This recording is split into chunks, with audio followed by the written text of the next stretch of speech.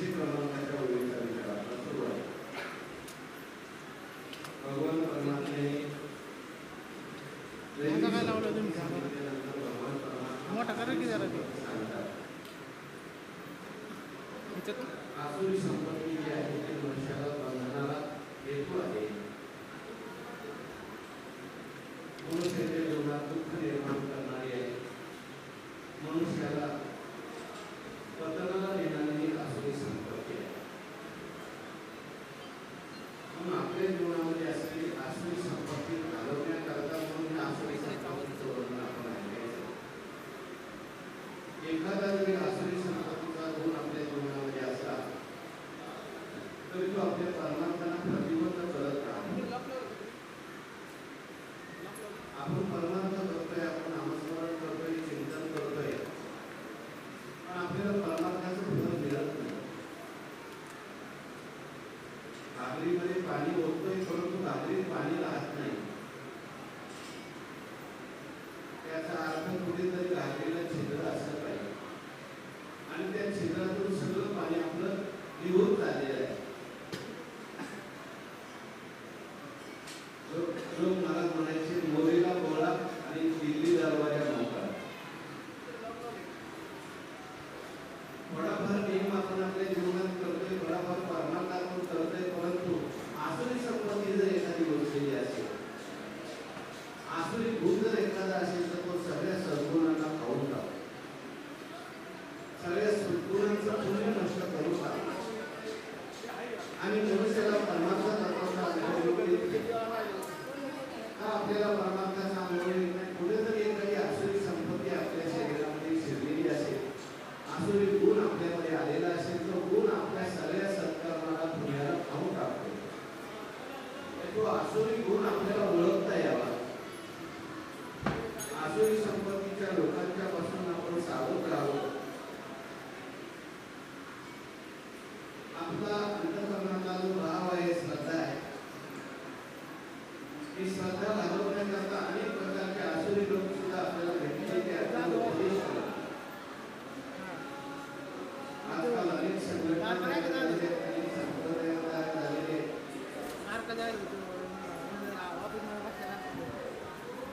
आणि आपलंच तत्वज्ञान घेतात, आपली टीका घेतात आणि आपल्याला मात्र सांगतात की हे सगळं खोटं आहे आणि आम्ही सांगतो तेच करा.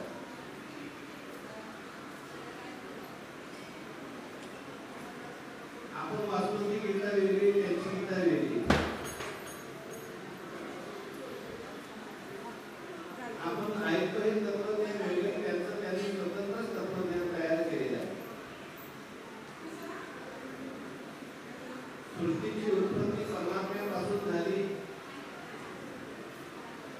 परमात्मा हा या जगाचं कारण आहे, परमात्मा या जगाचा नियामक आहे, परमात्मा त्या ठिकाणी कर्मफलाचा साक्षी आहे, सुख दुःख भोगवणार आहे. हे आपला वेदांत शास्त्र सांगतं किंवा आपल्याला संत सांगतात, सनातन वैदिक धर्म आपल्याला काही शिकवतो. असे काही लोक तयार झालेले आहेत ते आपल्याला सांगतात हे सगळं खोटं आहे. सृष्टी परमात्म्यापासून निर्माण झालेली नाही. अहो ही सृष्टी जी आहे, सुरुवातीला मनुष्य हा माकड होता. माकडाचा विकास झाला आणि माकडाचंच काय झालेली आहे, माणसं झालेली आहे. याला उत्क्रांतीवाद असं म्हटलेलं आहे. लोक म्हणतात असं नाही, हे शाळेत सुद्धा शिकवलं जातं. वास्तविक पाहता ही सगळी सृष्टी जी आहे विकास होत गेलाय सृष्टीचा. पहिलं लोकांना कपडे घालायला मिळत नव्हते, कापडाचा शोध लागला नव्हता, म्हणून लोक उघडे नागरीच राहत होते, जंगलात राहत होते, बियाणे खात होते. पुढे सगळ्या यंत्रांचा शोध लागला, विज्ञानाचा शोध लागला आणि याच्या साह्याने कपड्याचा शोध लागला, त्या ठिकाणी यंत्रांचा, गाड्यांचा शोध लागला. मग हे आपल्यापर्यंत आता विज्ञान आलंय.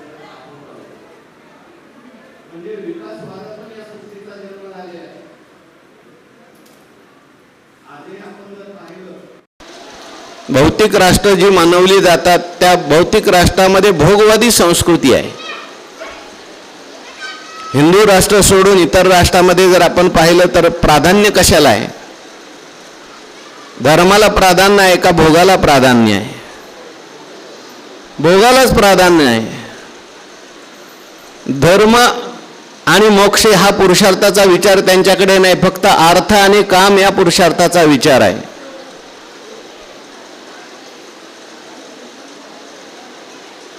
परराष्ट्रामध्ये सुद्धा जो काही संघर्ष निर्माण झाला त्याला कारण विज्ञानाचे अनेक शोध लागत गेले. विज्ञानाने दुर्बिणीचा शोध लावला, दुर्बिणीच्या साह्याने विज्ञानाने चंद्राचा शोध लावला, चंद्रावर लोक जायला लागले. आणि मग ते म्हणायला लागले तुम्ही जे म्हणताय ना चंद्रदेव वगैरे हे काय नाही, सगळं खोटं आहे. तिथं आम्ही जाऊन आलो तिथं सगळं मात खड्डा आहे, तिथं पाणी नाही, हवा नाही, काही नाही. तुम्ही म्हणताय हे सगळं थोतांड आहे. तुम्ही म्हणताय ग्रह हे देव आहेत, हे सगळं खोटं आहे. ग्रह म्हणजे काही नाही, अहो एक प्रकारचे गोळे आहेत, ते वेगवेगळ्या त्या ठिकाणी वायूचे गोळे, तापणारे गोळे. सूर्य म्हणजे काय, एक वायूचा तापणारा गोळा आहे.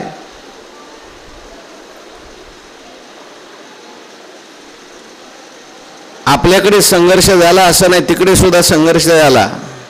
ज्यांनी ज्यांनी धर्म सांगितला, धर्माच्या विरोधी त्या ठिकाणी लोक बोलायला लागले, त्यांच्यामध्ये आणि धर्मामध्ये फार मोठा संघर्ष आहे. आपल्याकडेही अशी काही संघटना आहेत की ते म्हणतात हे सगळं खोटं आहे.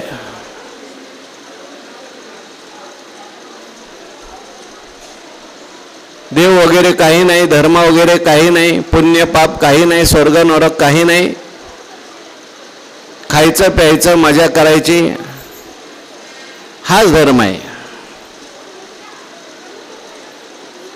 चीन सारख्या प्रगतशील राष्ट्रामध्ये सुद्धा धर्माला कुठल्या प्रकारचं स्थान नाही असं मी ऐकले बरं का.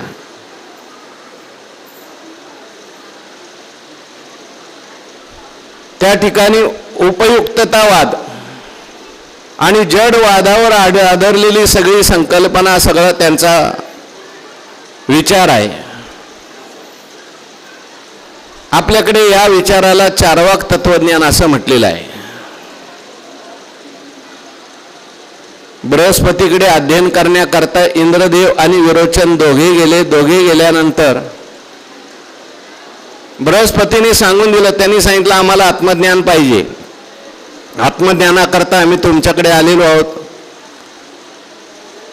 बृहस्पतीने विचार केला, आलेत आत्मज्ञान घ्यायला, पण यांचा अधिकार आहे का? अनाधिकारी माणसाला जर आत्मज्ञान दिलं तर त्याचा फायदा होत नाही. म्हणून सहज सांगून दिलं की बाबा तुम्ही ज्या देहाला बनताना मी देह तो देहच आत्मा आहे, मी देहच आत्मा आहे असं मानल्यानंतर विरोचन आणि इंद्र भगवान दोघे घरी आले. विरोचनाने असा निश्चय केला की हा स्थूल देहच आत्मा आहे, देह विशिष्ट चैतन्यच आत्मा आहे. पण इंद्र भगवान मात्र परत गेले की हा देह आत्मा कसा काय असेल, कारण हा देह तर जळतो, भस्म होऊन जातं शेवटी.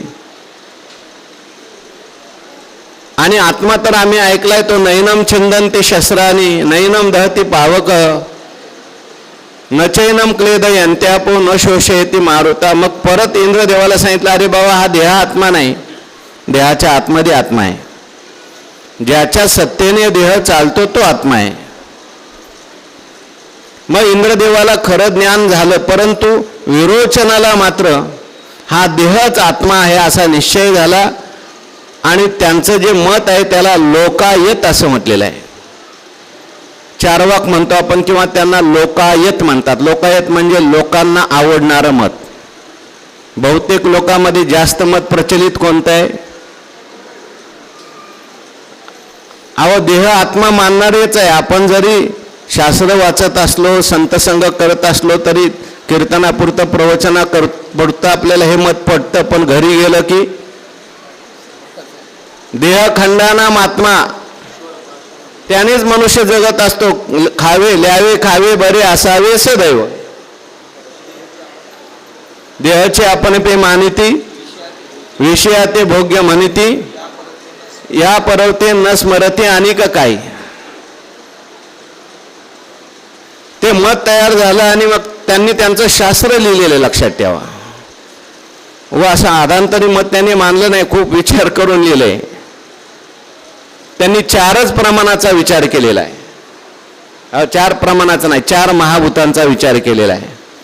आपण पंचमहाभूत मानतो. कोणती कोणती? पृथ्वी, आप, तेज, वायू आणि आकाश. पण ते म्हणतात आकाश दिसतंय का तुम्हाला? आकाश जर दिसत नाही तर आकाश मानायचं गरज काय? प्रमाणाचा विचार करताना आपण किती प्रमाण मानतो? 6 प्रमाण मानतो. म्हणजे प्रमाण म्हणजे ज्ञान होण्याची साधनं. प्रत्यक्ष, अनुमान, शब्द, उपमान, अर्थापत्ती आणि अनुपलब्धी. ह्या 6 प्रमाण आपल्याला ज्ञान करून देतात. आणि त्याच्यात आपण सगळ्यात प्रमाण मानतो वेद, शब्द प्रमाण. आपण प्रत्यक्षाला महत्त्व जास्त देत नाही, कारण बऱ्याच गोष्टी आपल्याला प्रत्यक्ष दिसत नाहीत. कधी कधी दिसतात त्या खोट्या दिसतात. रस्त्यावरून आपण चाललो, रेल्वेच्या रुळावर उभे राहिलो तर रेल्वेचे रुळ असे एकत्र आल्यासारखे दिसतात, पण ते तसे असतात का? सरळ असतात. एखादं काचेचं भांडं घेतलं आणि त्याच्यात एखादी काठी टाकली आणि पाणी टाकलं तर काठी मोडल्यासारखी दिसते, पण ती मोडलेली असते का? पृथ्वी आपल्याला सपाट दिसते, पण सपाट आहे का गोल आहे? गोल आहे, पण आपल्याला असं वाटतं सरळ सरळ सगळी पृथ्वी आहे.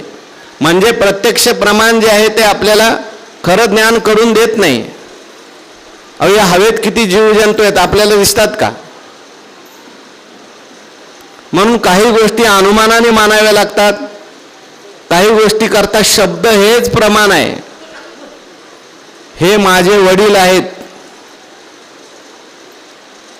याच्याकरता कोणतं प्रमाण आहे? तो म्हणला नाही, मी मानणार नाही. मी बघितलंय का माझे वडील आहेत, मी त्यांना मानणार नाही.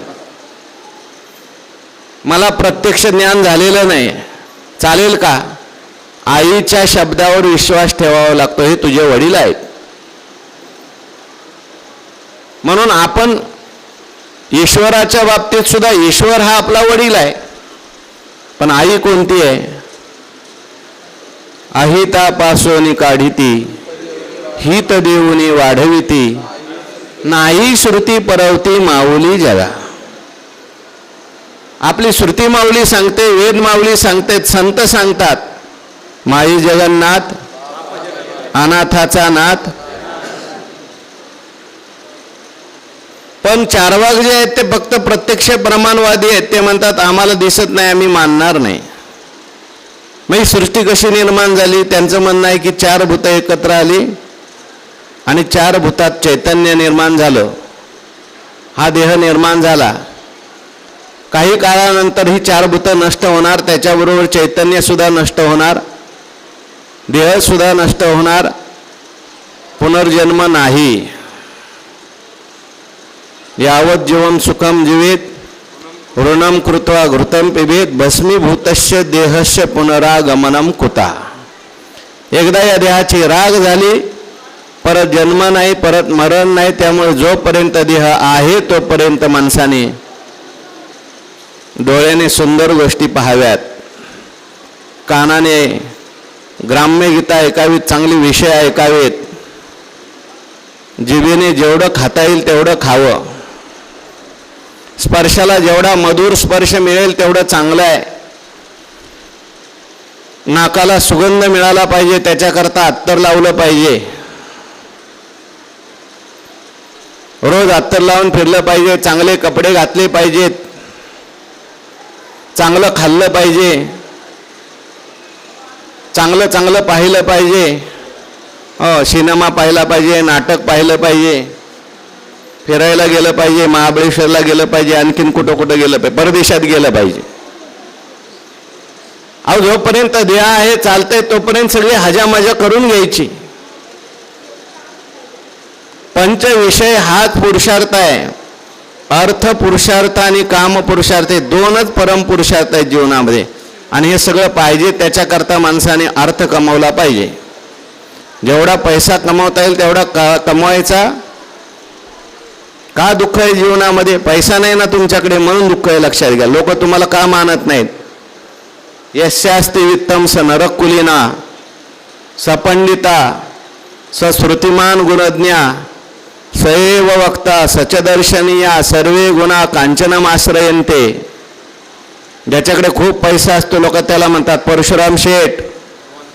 ते कसाही असू द्या, मध्यम असेल तर त्याला म्हणतात परशु, आणि अजिबात पैसा नसेल तर मग हे परश्या.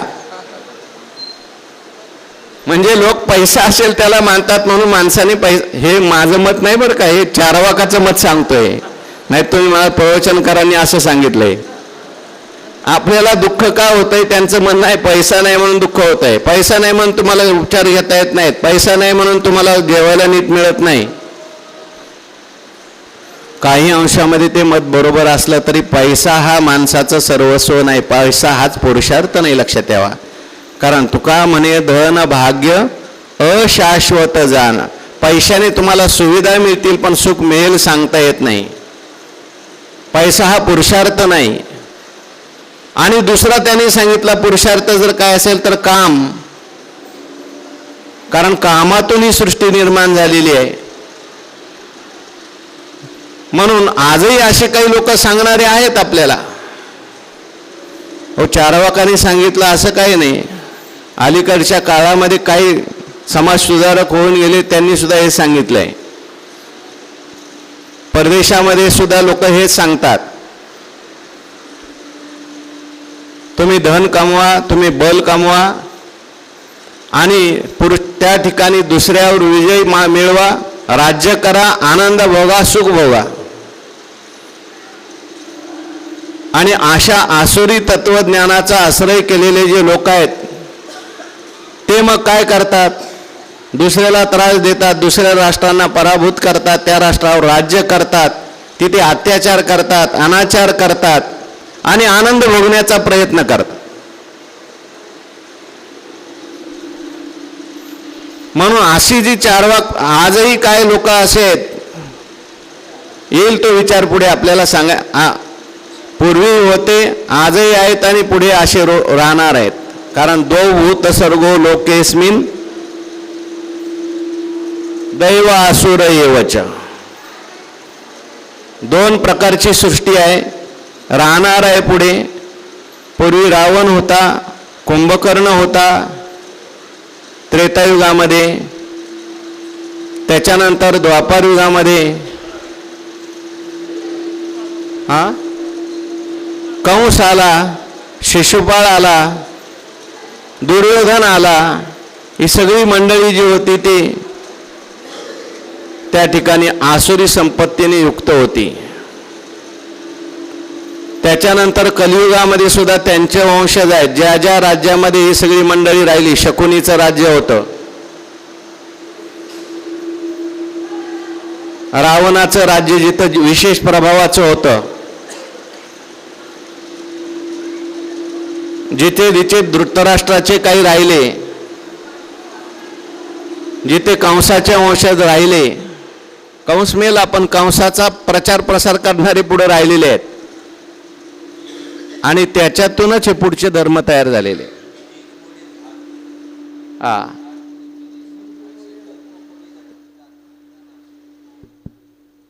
अरे माईक बंद झाला रे बुवा, त्याला बोलू. कोणाला बोलू, माईक बंद झाला म्हणा. तो तिकडे आहे ना, कोणाला तिकडे, इकडच्याला सांगा.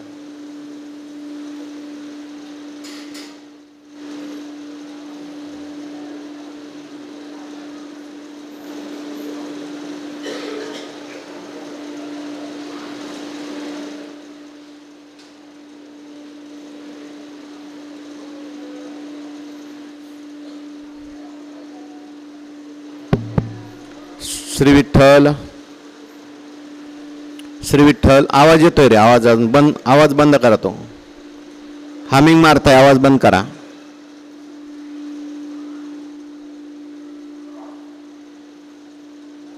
आवाज येतोय अजून.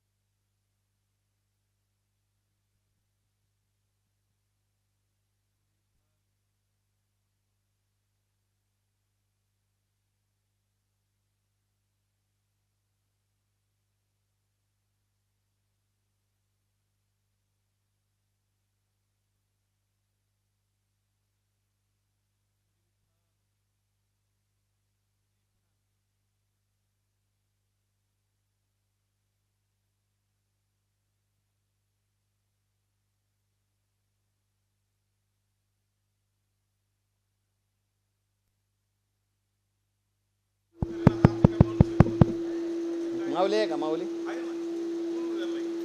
राहू दे. नाही बसा बसा नका बोलू.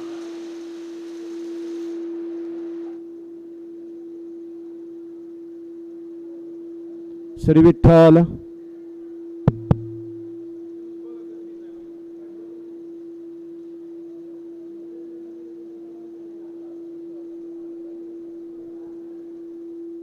सगळंच बंद करा ना मग आता असं हां टोटल आवाज तरी बंद बंद